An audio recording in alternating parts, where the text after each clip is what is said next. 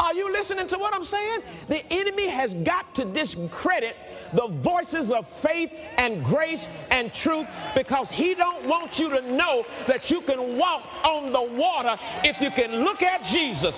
I got to discredit that man. Okay, this walking on water part.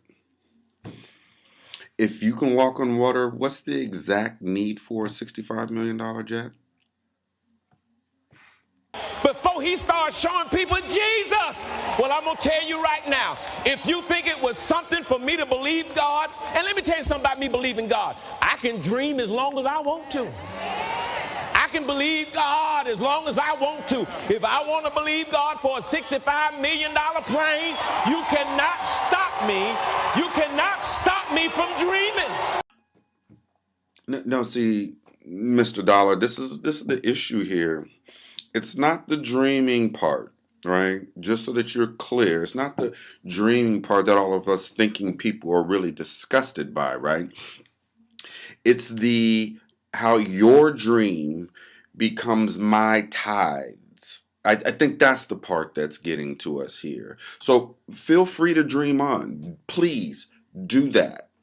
However, when your dreams impose upon the pocketbooks of the poor and working class, I think that's where you're getting into a little bit of trouble here. You can't stop me from dreaming. I'm going to dream until Jesus comes. And here's another thing I want you to understand. That if they discover life on Mars, if you think a $65 million plane was too much, if they discover that there's life on Mars, they're going to need to hear the gospel, and I'm going to have to believe God for $1 billion space shuttle, because we got to preach the gospel on Mars. Really? The gospel on Mars? It's not the Creflo Dollars of the world that concern me. It is those who are cheering in the background. It's those in the pews that concern me most. There will always be a Creflo Dollar. There will always be a hype man. What concerns me are the cheers that I hear in the background.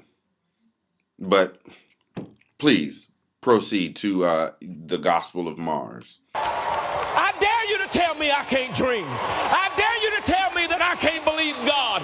If I find Jesus, I'm going to look at Jesus until it comes to pass, because with God, all things are possible.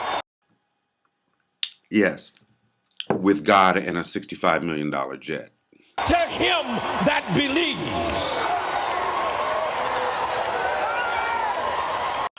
So this is the thing. What does Jesus have against commercial airline travel? I'm not exactly getting that part of it. Thou shalt travel first class. Thou shalt travel G9. It actually speaks to a bigger issue that I'm having here, which is these prosperity preachers, right? And if what he was doing was so correct, if he felt deep in his heart that what he was doing was so correct, then why take it down, right? Why not stand by it? Why remove it? Why remove it and then begin preaching about why you are allowed to do it, right? That's the hypocrisy for me. That's the unchecked ostentatiousness that pervades the prosperity gospel for me. And so I say to you, dream on, baby. Dream on. Yeah, I get it, Mr. Dollar. You want us to continue to dream on.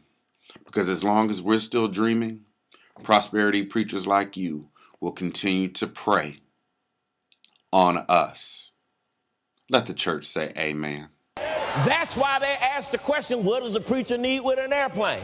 If you knew what we did, then you wouldn't have asked that question. But you don't know what we do.